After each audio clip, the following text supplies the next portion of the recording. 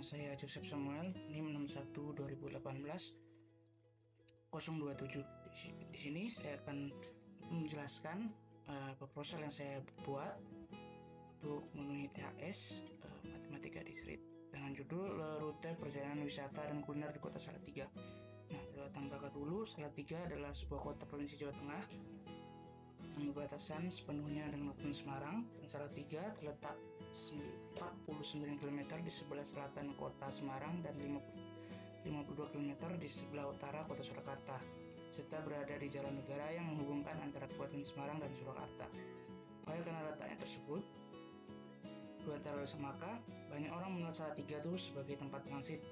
Salatiga sebenarnya memiliki banyak sekali wisata dan kota dalam kota maupun sekitarnya.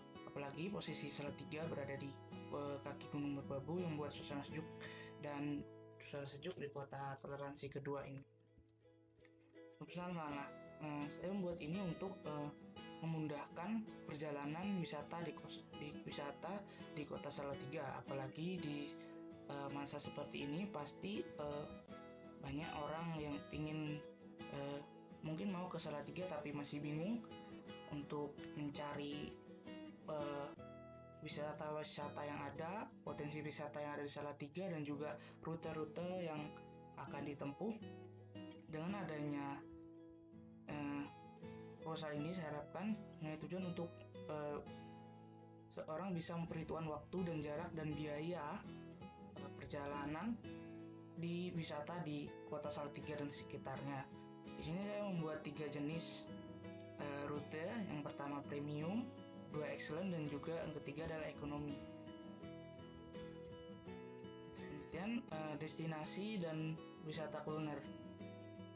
Ini saya membuat beberapa destinasi wisata dan juga kuliner. Di sini ada wisata dan harga tiket masuknya. Pertama adalah Lapangan Pancasila, yaitu adalah tempat publik jadi gratis. Kedua adalah Rawapening, lebih tepatnya di Jembatan Biru, di situ juga gratis. Bukit Cinta dengan harga tiket masuknya 15.000. Sendang Senjoyo dan harga tiket masuk 5.000 hanya untuk tiket masuk mobil atau motor parkir saja. Terus yang kelima adalah Pohon Pengantin. Di sini juga gratis karena ini tepatnya juga terbuka untuk umum untuk spot foto-foto. Yang keenam adalah Taman Wisata Kopeng. Taman Wisata Kopeng saya kasih 20.000. Di sini hanya untuk masuk saja, harga tiket masuk. Belum lagi kalau kita mencoba wahana-wahana yang ada, contohnya kayak pohon pinus dan sebagainya, banyak sekali di situ. 7 adalah Taman Kali Taman. Di sini ada jenis terapi yang ikan itu juga gratis. Yang ke-8 ada Atlantic Dreamland, 7.000 per orang. Ini per orang. Terus kuliner. Di sini ada Bumi Kayong, ini cukup terkenal. Yang 10 ada Warung Sate Sapi Suruh, 11 Mina Kencana, dan 12 adalah Kudekaan, 13 ada Warung Joglo Burini. Di sini dari 13 wisata dan juga kuliner ini saya bagi menjadi 3 kategori, yaitu tingkat kualitas 1. Di sini tingkat kualitas 1 ada Bukit Cinta, Taman Wisata Kopeng, Bumi Kayong, Mina Kencana. Tingkat 2 ada Atlantic Dreamland, Warung Sate Sapi Suruh, Warung Joglo Burini, Rawapening, Jembatan Biru. Dan di tingkat kualitas 3 ada Lapangan Pancasila, Pohon Pengantin, Taman Kali Taman, dan Kudekaan, Sendang Senjoyo. Nah, acuan atau variabel penentu rute dari ketiga rute tadi, terdapat 3 rute tadi, premium, excellent, dan ekonomi. Nah, saya memberikan prioritas untuk menentukan. Yang pertama tingkat kualitasnya, yang seperti 1, 2, 3 tadi. Tingkat pertama itu tingkat yang paling bagus, yang kedua itu yang kedua setelahnya, terus yang ketiga adalah yang paling terakhir. Selanjutnya biaya ini harga tiket masuk dan juga jarak tempuh, biaya transportasi dan juga jaraknya.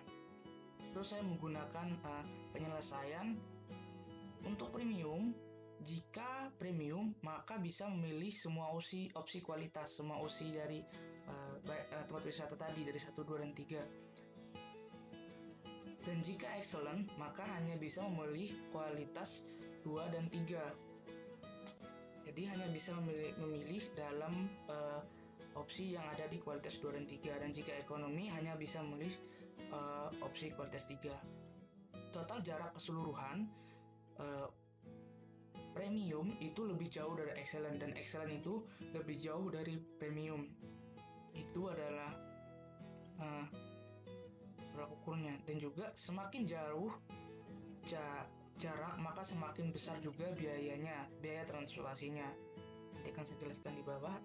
Wisata kuliner bisa dikunjungi jika sebelumnya sudah mengunjungi wisata non kuliner. Rute wisata dan analisa premium. Untuk premium ini gambar kasarnya, gambar rute-rutenya yang akan dilalui bisa dilihat. Startnya bisa saya mulaikan dari nomor 1 sih. Nah, rute premium itu melewati apa saja sih? Melewati Lapangan Pancasila, Warung Sate Sapi Suruh, Atlantic Dreamland, Taman Wisata Kopeng, dan Mina Kencana dan Bukit Cinta. Selanjutnya Bumi Kayun.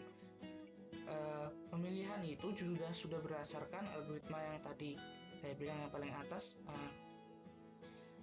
Dan ini kan premium, jadi dia bebas untuk memilih semua opsi. Tapi kebanyakan yang di sini adalah opsi yang ada di tingkat 1.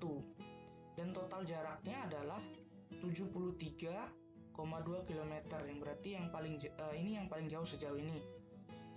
Terus biayanya 42.000 itu adalah harga tiket masuk, dan 73,2 dikali 2.300 itu adalah jarak transportasi per kilometer yang saya ambil dari acuannya ojek online. Nah, di sini biayanya sekitar 210.360 perak. Itu untuk premium. Dan juga selanjutnya excellent. Excellent di sini ada 6 tempat wisata dan kuliner. Yang premium tadi ada 7. Ini skemanya atau denahnya, atau jarak-jarak yang ditempuh antar wisata dari satu ke tempat yang lain. Para rute excellent itu melewati yang pertama dimulai dari Lapangan Pancasila, Warung Sate Sapi Suruh, Atlantic Dreamland, Sendang Senjoyo, Warung Coglo Burini, Rawa Pening di Jembatan Biru. Ini juga sudah memenuhi persyaratan yang jika yang if else tadi, dan juga dia memiliki jarak dan harga kedua yang paling besar, dan kebanyakan wisata dan kuliner itu ada di tingkatan kedua, pun ada yang di tingkatan ketiga. Total jaraknya adalah 42,5 km, berarti dia lebih kecil atau lebih sedikit dari premium tadi. Dan juga biaya yang dikeluarkan 12.000 ini adalah harga tiket masuk, dan 42 kali 5 itu tadi jarak, dan hasilnya keseluruhannya adalah 109.075 perak. Itu yang ditotalkan. Dan juga, selanjutnya adalah ekonomi. Ekonomi di sini mempunyai 5 tempat wisata yang dikunjungi dengan total 21 km. Di rute ekonomi kita melewati Lapangan Pancasila, selanjutnya ke tempat kuliner Gudekaan, Sendang Senjoyo, dan ke Pohon Pengantin. Setelah itu kita ke Taman di Kali Taman. Ini juga sudah memenuhi persyaratan dan dengan harga yang paling kecil dan juga jarak yang paling kecil, karena tempat wisatanya juga sedikit. Mungkin di sini melihat bahwa Pohon Pengantin juga tempat wisata dan kuliner, dan sini juga tempat wisata dan kuliner.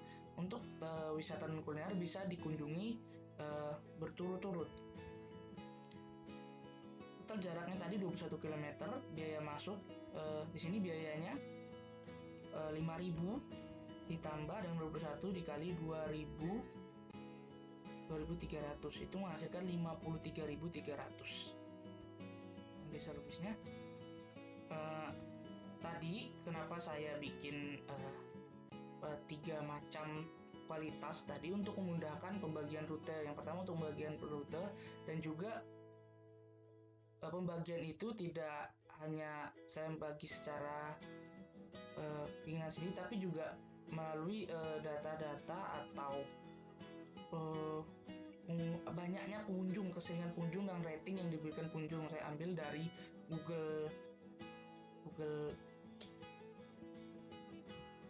Map. Di situ kan ada data-data dan juga pengalaman saya sendiri yang sudah sebagian besar sudah mengunjungi tempat tersebut. Dalam penentuan rute saya menggunakan untuk mengkondisikan tadi if dan else, yang mana itu mempermudah untuk menentukan tipe-tipe rute. Kayak contohnya premium tadi, premium itu bisa mengambil semua opsi yang ada di tingkat 1 sampai 3. Dan juga excellent hanya bisa tingkat 2 dan tingkat 3, dan ekonomi tadi juga tingkat 3 saja. Dan juga jarak yang terpakai itu menggunakan jarak terpendek. Kita tahu bahwa banyak sekali dari titik 1, misalnya kita dari Sapi Suruh itu ke Atlantic Dreamland, itu banyak sekali jalan-jalan yang dilalui gitu. Banyak sekali opsi jalan. Yang saya gunakan di sini adalah jalur terpendek dengan waktu yang terpendek juga.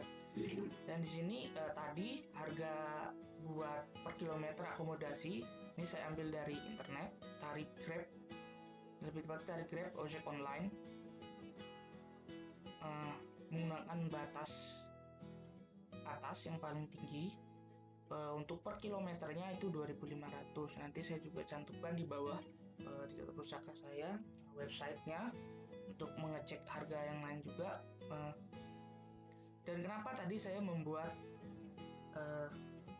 kondisi bahwa wisata kuliner itu hanya bisa dikunjungi setelah kita mengunjungi wisata non kuliner. Artinya secara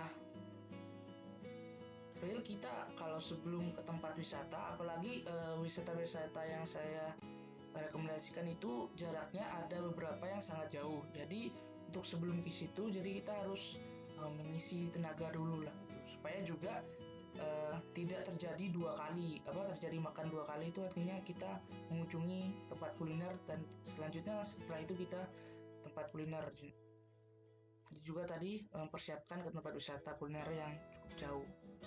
Kesimpulannya, dalam menyelesaikan sebuah masalah, dalam hal ini kita menentukan rute, akan lebih baik kalau kita membuat sebuah acuan dan membuat kelompok dari jenis-jenis yang akan kita buat agar mempermudahkan kita dalam membuat rute atau menyelesaikan masalah tersebut. Dan di sini menggunakan penyelesaian masalah menggunakan if dan else. Nanti saya juga akan mencantumkan di link YouTube bawah ini link Google Drive untuk mengakses laporan ini juga, perusahaan ini juga, dan juga melihat videonya seperti itu. Terima kasih.